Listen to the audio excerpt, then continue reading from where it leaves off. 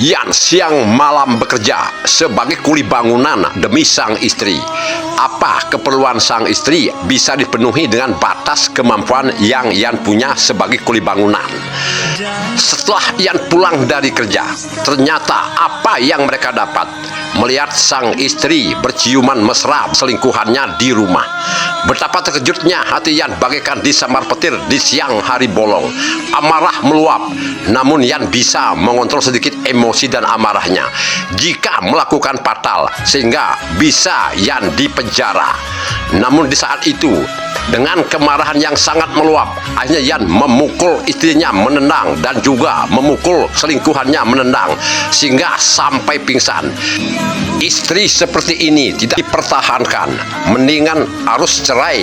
Lalu kemudian Yan akan menceraikan istrinya dengan pulang tidak membawa apa-apa.